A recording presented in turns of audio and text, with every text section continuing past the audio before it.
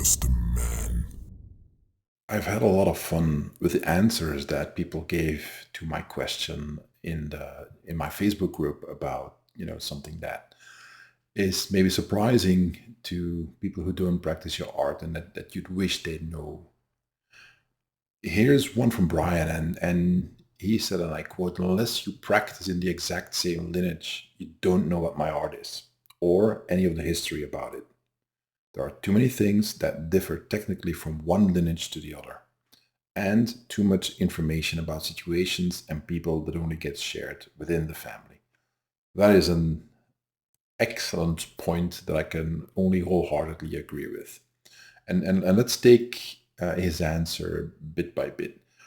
First, there's the lineage part.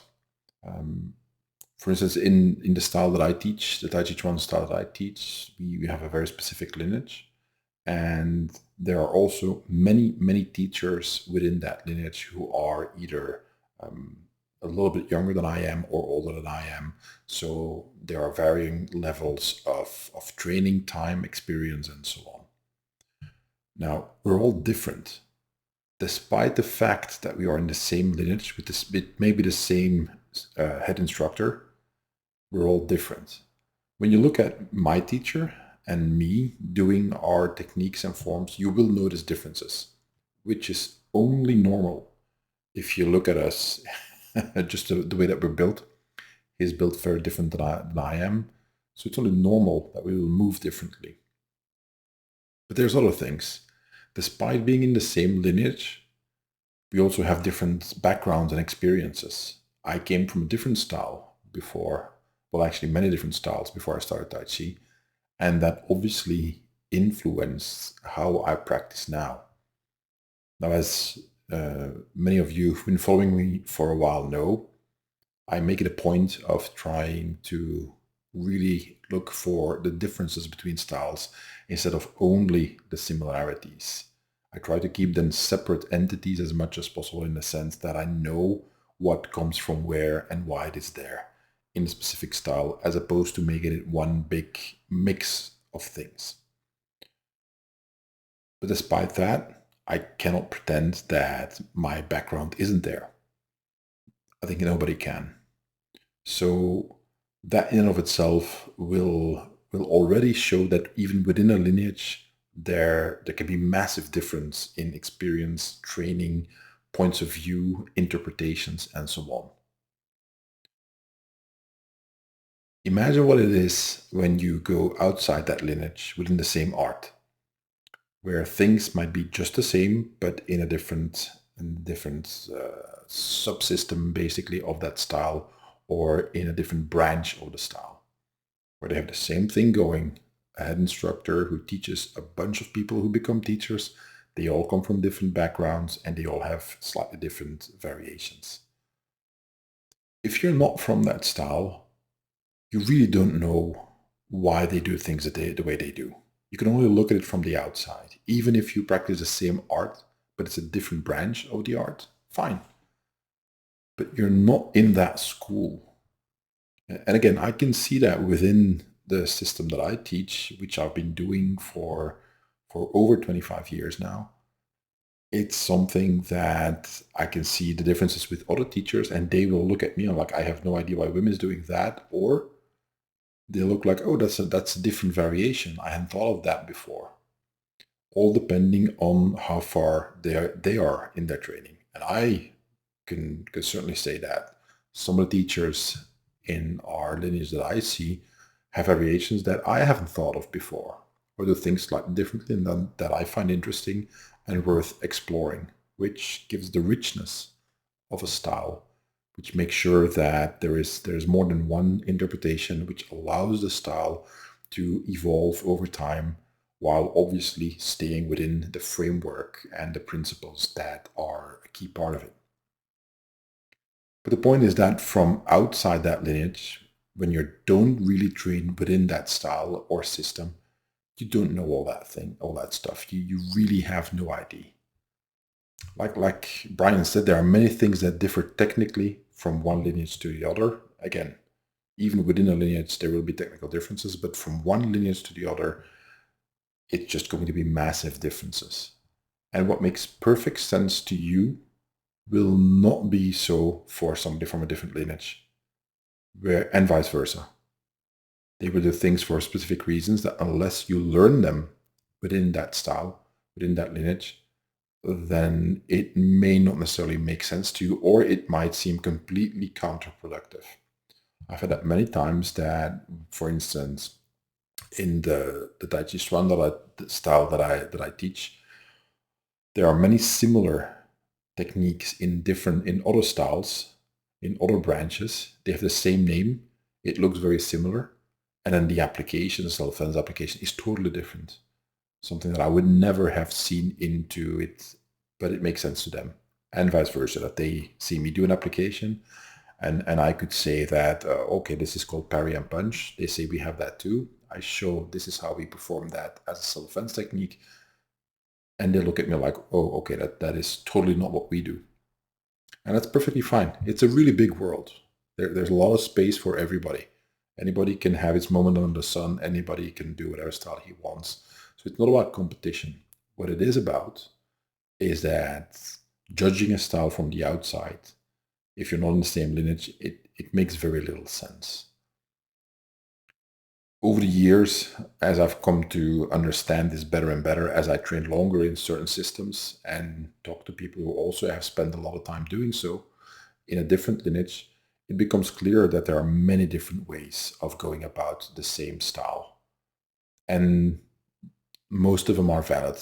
There will, obviously, we have to stay realistic, be certain people who transform the style into something that doesn't work anymore, thinking that, because they change it, it's a good thing. Change doesn't necessarily mean progress. And progress doesn't necessarily mean that you're doing something good.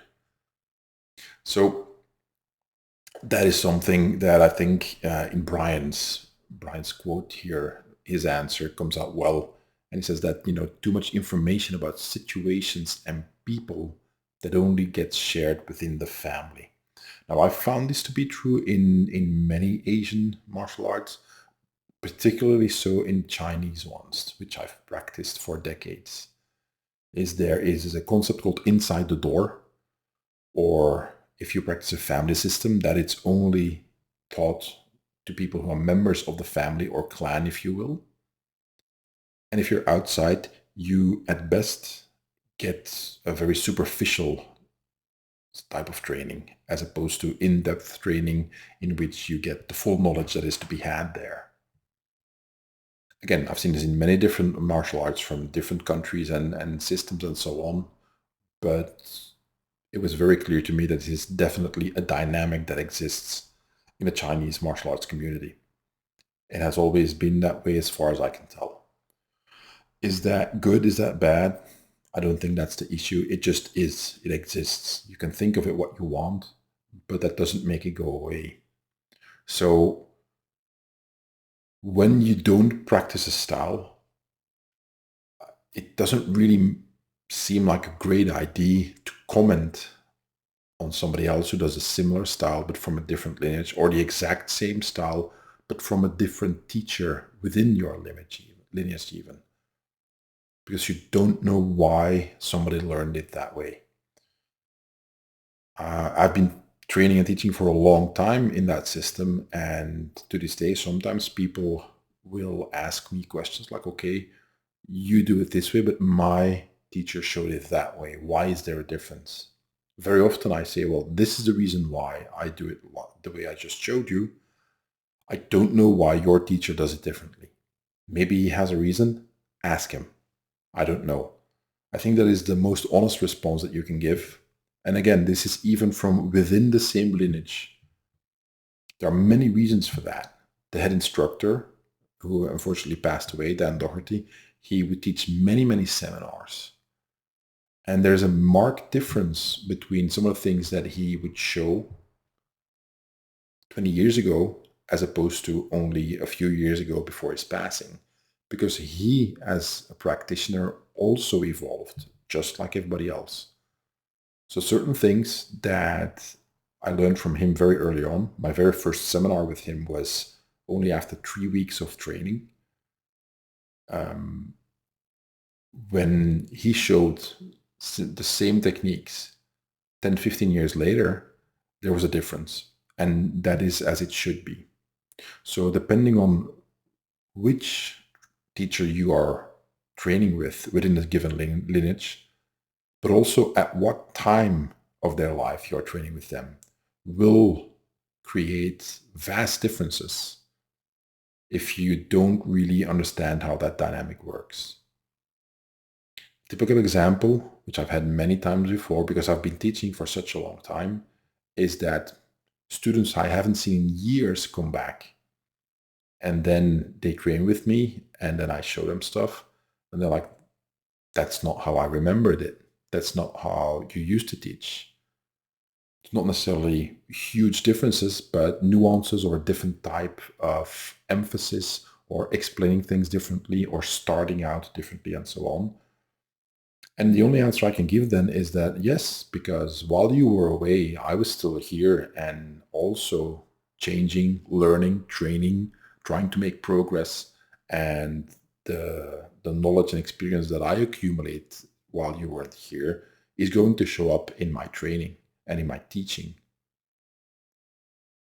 So all that to say that I think Brian makes an excellent point is that if you are not training with a given teacher, I would specifically say that, not just the lineage, but also a specific teacher within that lineage. If you're not training with them, there's not much you could validly say about their practice, especially if you are not even training in that style. I've had people who came up to me telling me that I don't practice Tai Chi, and I ask, which style do you practice? And they say, oh no, I only do judo, which I thought was very funny because as a judoka, what do you know of Chinese martial arts? Especially when you then tell me that you never practiced any. You just have this vague idea of what my art is that I've spent decades learning, and you feel qualified to tell me that I'm doing it wrong. So that is the old joke of how many martial artists does it take to put in a light bulb. The answer is all of them. One of them to do it, and all the rest to tell him he's doing it wrong.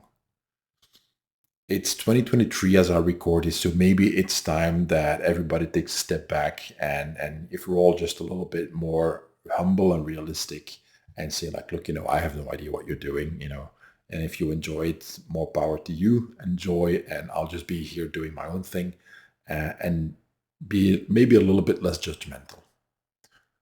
Well, that's it. I hope you guys enjoyed this one. Talk to you next time. Bye.